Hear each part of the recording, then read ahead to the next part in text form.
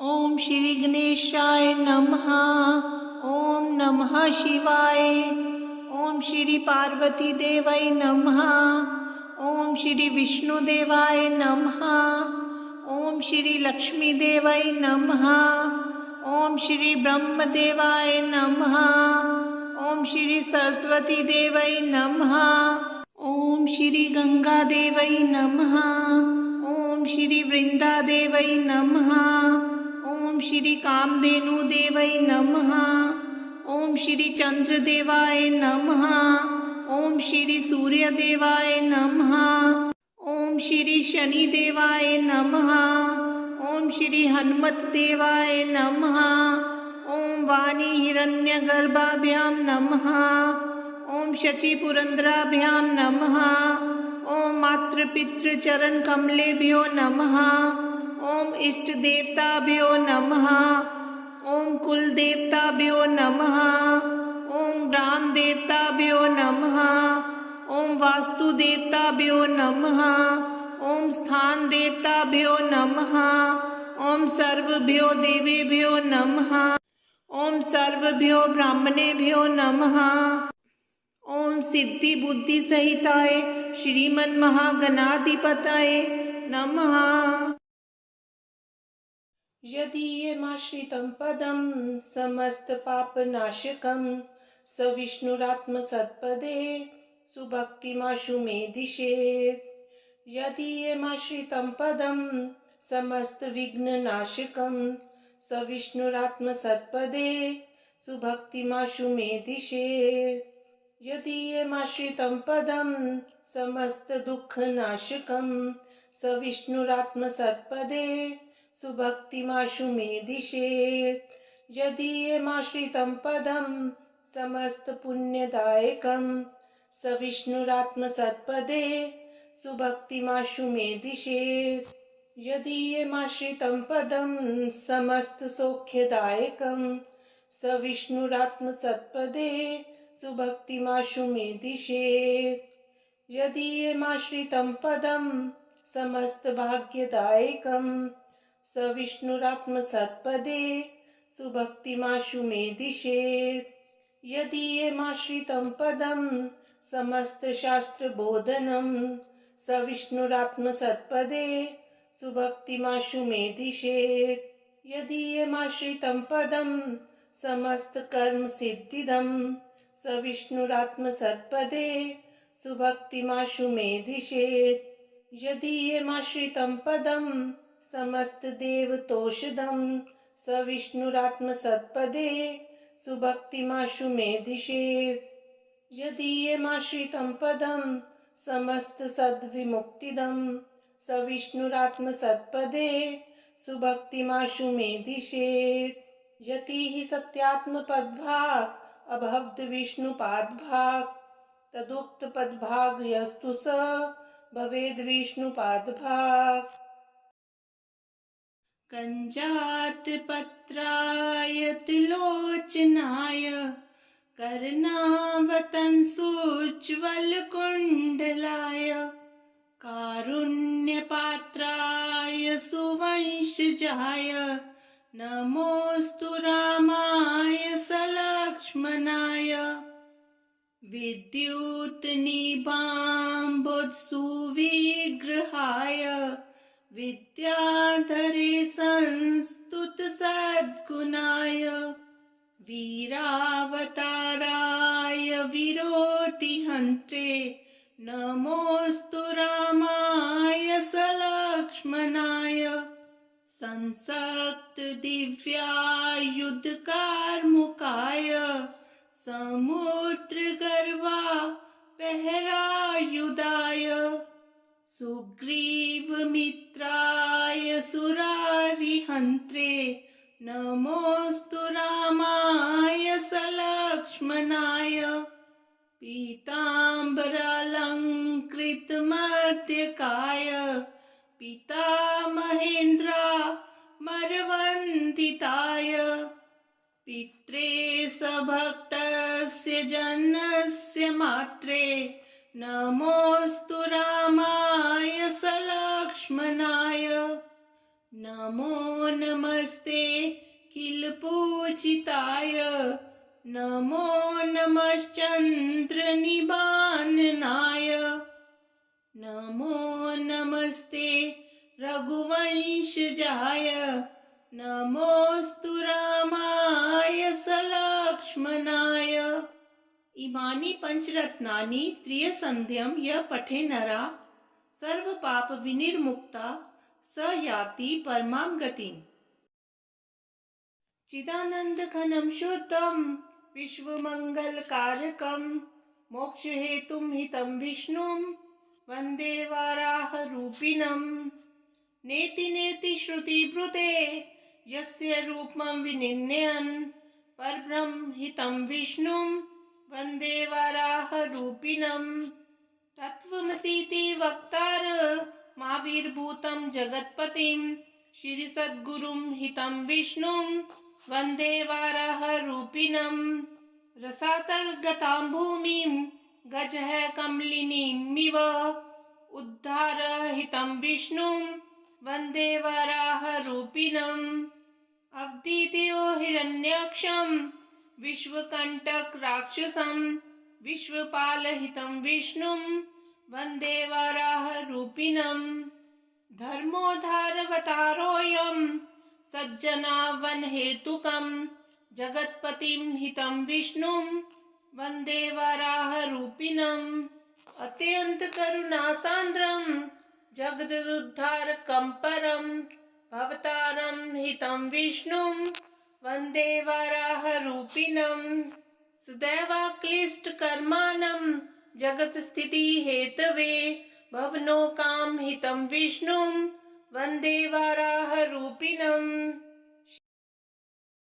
ओम देवानां कार्यसिद्ध्यर्थं सभास्तं समुद्भवं श्री नरसिंहं महावीरं नमामि ऋन्मुक्तये। लक्ष्म्यालिङ्गित वामाङ्गं भक्तानां भयप्रदं श्री नरसिंहं महावीरं नमामि ऋन्मुक्तये। प्रह्लादवरदं श्रीशं दैत्येश्वर विदारणं श्री नरसिंहं महावीरं नमामि ऋन्मुक्तये। स्मरणातः सर्वपापघ्नं कद्रुजं विष्णाशनं श्री नरसिंहं महावीरं नमामि ऋन्मुक्तये। अंत्रमालाधरं शंख चक्राब्जायुधधारिणं श्री नरसिंहं महावीरं नमामि ऋन्मुक्तये। सिंहनादेन महता दिग्दन्ति भयदायकं श्री नरसिंहं महावीरं नमामि ऋन्मुक्तये। कोटि सूर्य प्रतीकाश मभिचारिकनाशनं श्री नरसिंहं महावीरं नमामि ऋन्मुक्तये। वेदांत वैद्यं यज्ञेशं ब्रह्मरुद्रादि संस्तुतं श्री नरसिंहं महावीरं नमामि ऋन्मुक्तये। इदं यो पठते नित्यं ऋन्मोचक संज्ञकम् अनन्यी जायते सद्यो धनं शीघ्रमवाप्नुयात्। ओम वसुदेवं सुतं देवं कंसचाणूरमर्दनं देवकी परमानन्दं कृष्णं वन्दे जगद्गुरुम्। अत्सि पुष्पसङ्काशं हारनूपुरशोभितं रत्नकङ्कणकैयूरं कृष्णं वन्दे जगद्गुरुम्। कुटिलालकसंयुक्तं पूर्णचन्द्रनिभाननं विलसत्कुण्डलधरं कृष्णं वन्दे जगद्गुरुम्। मन्दारगन्धसंयुक्तं चारुहासं चतुर्भुजं बहिरीपिच्छाचूडाङ्गं कृष्णं वन्दे जगद्गुरुम्। उत्फुल्लपद्मपत्राक्षं नीलजीमुत्सन्निभं यादवानां शिरोरत्नं कृष्णं वन्दे जगद्गुरुम्। रुक्मिणीकेलिसंयुक्तं पीताम्बर सुशोभितम् अवाप्त तुलसीगन्धं कृष्णं वन्दे जगद्गुरुम्। गोपिकानां कुचद्वन्द्वं कुङ्कुमाङ्कितवक्षसं श्रीनिकेतं महेश्वासं कृष्णं वन्दे जगद्गुरुं। श्रीवत्साङ्कमहोरस्कं वनमालाविराजितं शङ्खचक्रधरं देवं कृष्णं वन्दे जगद्गुरुं। कृष्णाष्टकमिदं पुण्यं प्रातरुत्थाय ये पठेत् कोटिजन्मकृतं पापं स्मरणेन विनश्यति। अनसूया सुतो दत्तो हैत्रीपुत्रो महामुनिः योगीन्द्र पुण्यपुरुषो देवेशो जगदीश्वरः परमात्मा परं ब्रह्म सदानन्दो जगद्गुरुः नित्यतृप्तो निर्विकारो निर्विकल्पो निरञ्जनः गुणात्मको गुणातीतो ब्रह्म विष्णु शिवात्मकः नानारूपधरो नित्यः शान्तो दान्तः कृपानिधिः भक्तिप्रियो भवहरो भगवान् भवनाशनः आदिदेवो महादेवः सर्वेशो भुवनेश्वरः वेदांत वेद्यो वरदो विश्वरूपो वेयो हरि सच्चिदानंद है सर्वेशो योगीशो भक्तवत्सलः दिगंबरो दिव्य मूर्तिर् दिव्य भूति विभूषणः अनादि सिद्ध सुलभो भक्तवांछित दायकः एको नेको हय द्वितीयो निगमागम पंडितः भुक्ति मुक्ति प्रदाता च कार्तवीर्य वरप्रदा शाश्वतांगो विशुद्धात्मा विश्वात्मा विश्वतोमुखः सर्वेश्वरः सदा तुष्टः सर्वमंगलदायकः निष्कलंको निराभासो निर्विकल्पो निराश्रयः पुरुषोत्तमो लोकनाथः पुराण पुरुषो नघः अपार महिमानंतो हयादंतरहिताकृतिः संसार वन्दावाग्निर् भवसागर तारकः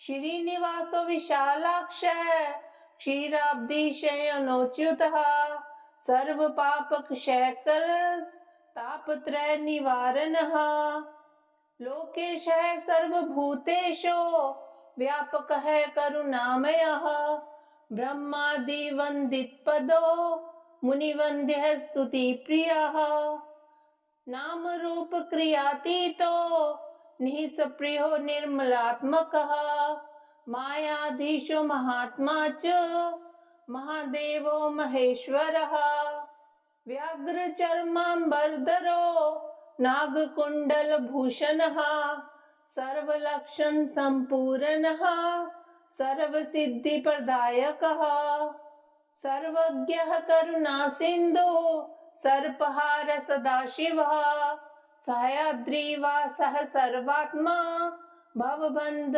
विमोचनः विशम्बरो विश्वनाथो जगन्नाथो जगत्प्रभुः ओम भूर्भुवः सुवरो मीति दिग्विमोकः नित्यं पठति यो भक्त्या सर्वपापे प्रमुच्यते सर्वदुःखप्रशमनं सर्वारिष्टनिवारणं भोगमोक्षप्रदं नृणां दत्तसायुज्यदायकं पठन्ति ये प्रयत्नेन सत्यं सत्यं वदाम्यहम्।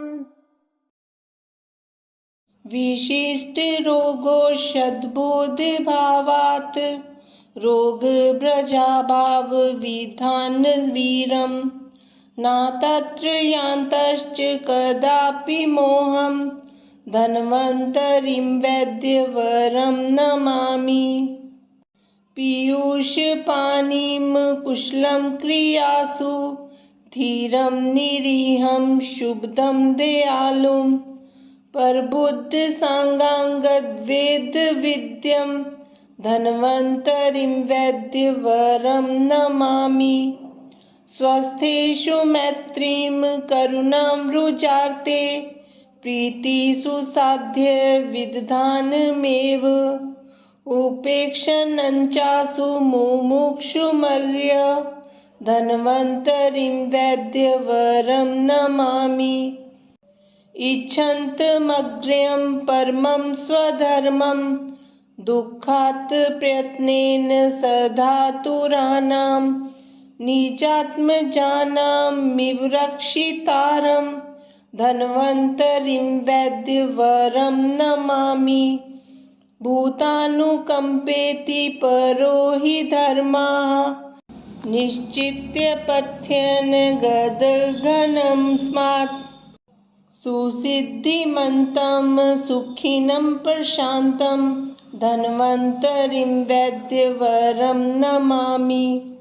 पूषां गदानां विविधे निधाने लिङ्गेषु शान्तो च भवा प्रवृत्तो चतुर्विधज्ञानविशेषभाजं धन्वन्तरिं वैद्यवरं नमामि।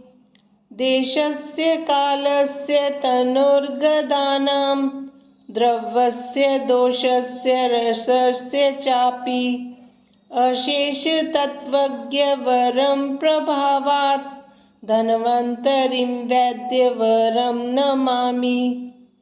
स्पर्शावगम्यर्बहुभिस्तु भावैः शरीरजातेर्गतपीडितानाम् आयुपर्माणान्नयबुध्यमानं धन्वन्तरिं वैद्यवरं नमामि।